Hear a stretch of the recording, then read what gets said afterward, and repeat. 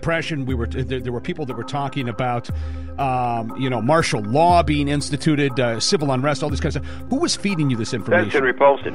We had a conference call early on. It was on a Friday, I think a week and a half before the vote on October 1st. So it would have been the middle, 19th of September. Okay. We had a conference call. In this conference call, and I guess there's no reason for me not to repeat what he said, but he painted this picture you just described. He said, this is serious. This is the most serious thing that we face. It's going to be far worse than the Great Depression of the 30s. And all these things, he was very descriptive of exactly what would happen if we didn't buy out these toxic assets, okay, which he abandoned the day after he got the money.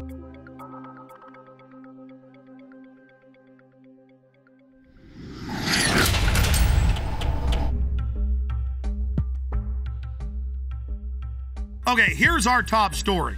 Obama signed this 7 days ago on January 11th, 2010. And I spent a few days reading over it, checking the U.S. code, checking the laws that it mentions, and it ties into Presidential Decision Directive 51 signed by Bush. And remember, Congress wanted to get the full Presidential Decision Directive and accompanying executive order.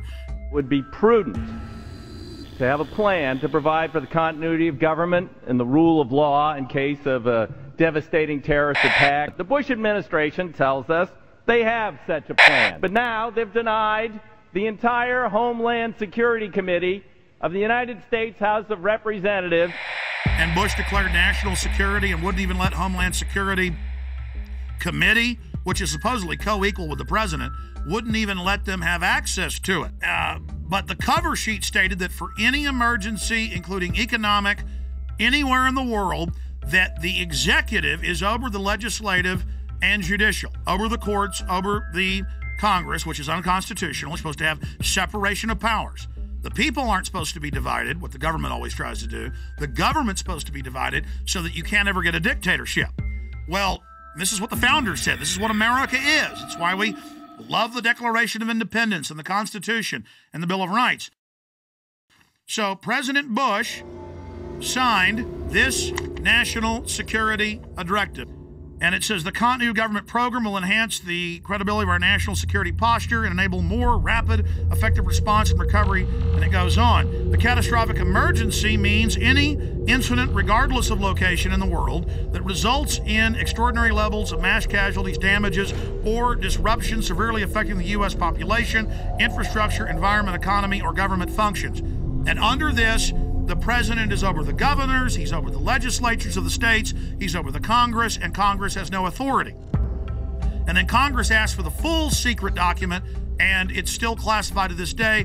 Obama has continued breaking his promise of transparency and has not released the full text of this, another memorandum. Connected into this is his new announcement.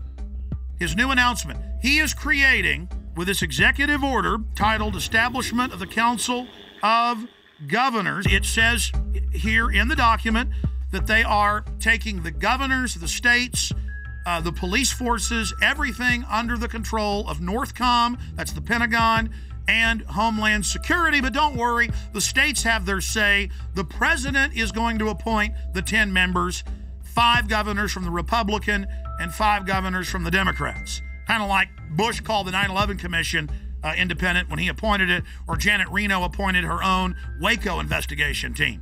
This would be like Hitler appointing his own Nuremberg judges. I mean, or Al Capone at his own court case. I mean, it's just absolutely ridiculous. And there it is at whitehouse.gov, the executive order for anyone that wishes to see that for themselves. Separately, I have the Rand Corporation's plan that they put out last year. And this plan, the Stability Police Force of the United States, justification, options for creating U.S. capabilities. This has already been implemented covertly in the last 15 years. But now they're just being open about it. And it has all the maps here of how Stability Police Force headquarters to run your local city. They have systems for medium-sized police forces, large police forces, They have the stability unit for small police units. Again, Communist Russia had this. Communist China has this. Russian news is freaking out, saying America gets its own Politburo. On the Richter scale of tyranny, this is about a 10. And it goes back because now all these conservative groups are going, oh my gosh, it's martial law. Oh my gosh, Obama's having a big power grab. And yes, he is. But Obama is just the teleprompter reading minion or frontman, just like Bush was. He's just better than Bush was at it. It is the system that's doing this. Big central banks threatened martial law in early October of 2008. If the trillions, not 700 billion, but trillions of dollars, the overriding issue is we are under martial law right now. In 1986, under Rex 84, they opened 12 secret Army camps to test if they could keep them secret while they held federal. Now they hold state prisoners as well. Federal prisoners would then be given a few years off their sentence if they agreed to not tell family about it and to go to the labor camps. It is a labor camp, and under the revised military rules, it allows any U.S. citizens to be put in it under forced labor. Here is the Civilian Inmate Labor Camp Program, Army Regulation 210-35. It's exactly 30 pages long. I suggest you Google Civilian Inmate Labor Camp Program. Even if you don't have a computer, go to the library. This is important. Now, this is the big piece of news. This is to establish setting up prison labor camps, negotiations with correctional systems representatives to establish prison camps, governing criteria, civilian inmate labor camps, policy statement, governing provisions for operating civilian inmate prison camps on Army installations, procedures for establishing a civilian inmate prison camp on Army installations, infrastructure, inter-service, interagency, and interdepartmental support agreements, working with local police at the FEMA camps. In 2002, I published my book, Descent into Tyranny. I've been covering it since 97 when it was declassified, but I put it in my book, Descent into Tyranny. This sucker was set up in 1986 at 12 camps. It's since doubled to 24.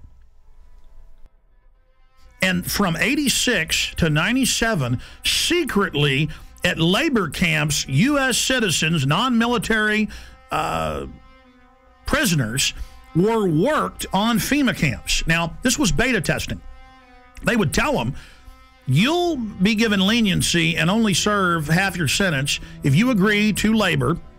The minute you don't, you'll be sent back on these military bases, but you can't tell anybody national security.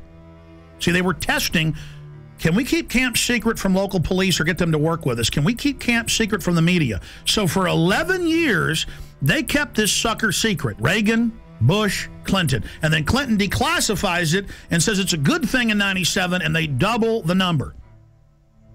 We had secret copies of this when I first got on air in about 95, 96, with just the cover sheet of it, and people made fun of us and didn't believe it. Then it was declassified. This is from Army.mil. So here it is, the big kahuna. This is just one section of these, training the troops, training the infrastructure, creating the larger cadres to expand the archipelago of gulags.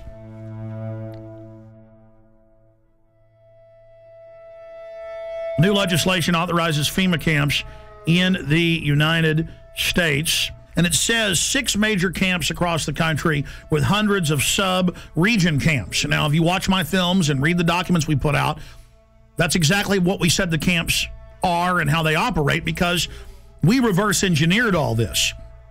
The camps are already built. It's when they want to openly announce they're doing it that they then pass a law. And they say, oh, all these shut down military bases that they've been keeping refurbished and putting barbed wire facing in and putting in showers and bunks, and we knew that those were to be the FEMA camps, because in the FEMA documents and the congressional leaks and from people that worked at the camps, we knew, and we would list the camps.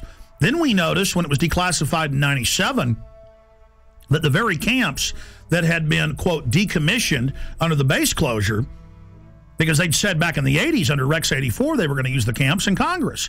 So we said, you want to know where the camps are? They're old military bases, and they're old POW camps from Italians, Germans, and Japanese. Guess what's in here? Guess what's in the bill? They've reintroduced the National Compulsory Service under H.R. 1444. It says for mandatory national service. Defense Department announces civilian expeditionary workforce in Pentagon Directive 1404.10.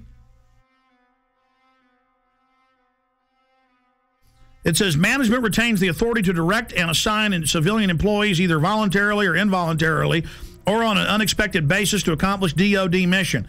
So, see, they're saying they're going to create a 7 million man. That was in the New York Times. The Congress said. I kept saying 1 million because Obama said as big as our army, as big as the military.